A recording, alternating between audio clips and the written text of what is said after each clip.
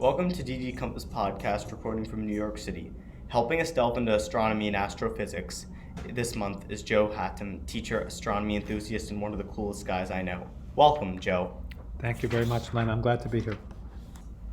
Please share your backstory. I'm a science teacher for homeschoolers. I teach several other subjects as well, but science has always been an interest of mine. How and when did you become curious about outer space? I think I've always been a little bit curious, but I can think of one particular experience when I was in college and I went up to the observatory. They had a open observation night or something like that every week, and the graduate assistant who was there with the telescope pointed it at Saturn for me, and since it was such a big telescope, it was a beautiful view of Saturn, which is really a fantastic thing to see. Is anyone else in your family into astronomy, or is it just you? I have a very big family. I have 8 brothers and sisters, and then of course my wife and my 2 daughters. So everybody is interested, somebody is interested in everything, just statistically speaking. One of my sisters, I would say, is interested in astronomy as well, so we sometimes talk about if we've seen eclipses or comets or anything interesting in the sky. What types of astronomy equipment do you have or have you used? I would love to have that giant telescope that I looked in college.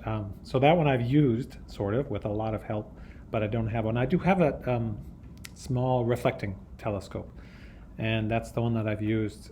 Apart from my binoculars, that's the one that I've used if I really want to focus on something. Could you describe the most amazing thing you've seen in outer space? Something that comes to mind was a meteorite that I saw probably about 2 years ago, and I think I knew that there was supposed to be a meteor shower. This was in the summer, late summer in August, and so I knew to be looking and I knew where to look, but I was very surprised to see this particular meteor, which was a mix of pink and green, actually, and it lasted for a long time. It took up a big part of the sky, and I could hear it as well. So that's been it made a sort of sizzling sound as it moved. So that's, I think, been the most impressive thing that I've seen. You taught an astronomy class in 2020. Why, in your opinion, should students be interested in astronomy, and what are the basics every human being should know? Well, I have a pretty basic definition of astronomy, and it is basically anything you can see in the sky. And it seems to me if that includes during the day as well as at night. And it seems to me if you're not looking up just above the level of the horizon, you're missing out on so much. So it really is, it's a part of our surroundings. It's always there. And a lot of people don't pay a whole lot of attention to it. It's so rewarding and so surprising too. So that's my motivation for astronomy, is it's out there, it's part of our world, and it's fascinating as well. Do you believe there is life beyond our planet? I think there has to be. There are just so many planets out there and so many different systems. So I think that there has to be. I don't have very many clues as to what it would be like, but it's got to be there. If Jeff Bezos or Elon Musk gave you the opportunity to travel to Mars for free, would you do it? I would think hard about that. I think it would be fascinating. I think it would be a bit scary. It would certainly be a wonderful opportunity. There are very few people, of course nobody so far, no human has traveled to Mars, so I would be among a very, very small number of people to do it. I think that the trip would take something like 2 years to get there and back. Of course the flight is long and the flight back is long, and you can't just get there and jump back on the nearest ship and come straight back. So as well as I understand, it's about a 2-year trip, and I think I would miss my family a lot. So I would have to think hard about it. I would really love to do it. At the same time, there's a lot of other things I'd like to do. In movies and books, there are stories about intelligent, technically advanced human-like characters. What in your imagination do you picture as possible versions of animals and creatures from another universe? Well, my imagination is a little bit limited by what I've seen on Earth, so I tend to imagine things like Earth life forms, but extra limbs or bigger ears or bigger noses or different styles of communication.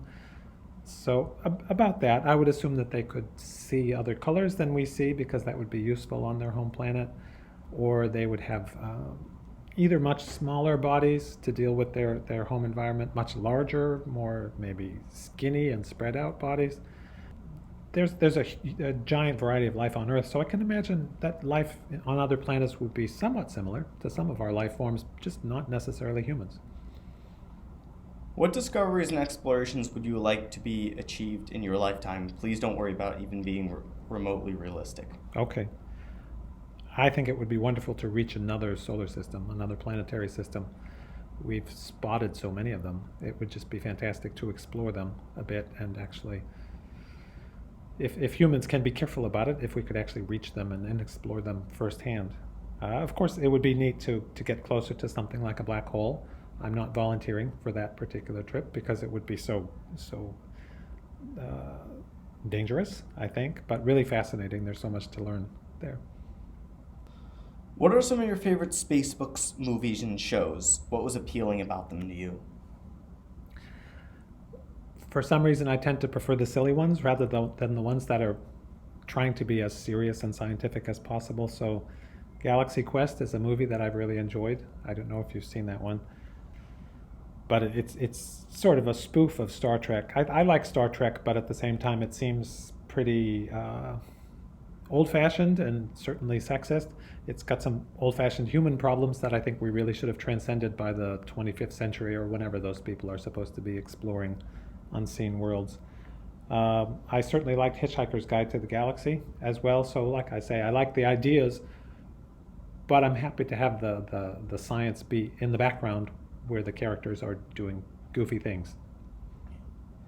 Thank you for that, Joe. That's all for this episode of DD Compass Podcast. Keep the stars in sight and enjoy homeschool. Thank you very much. I'm happy for the conversation.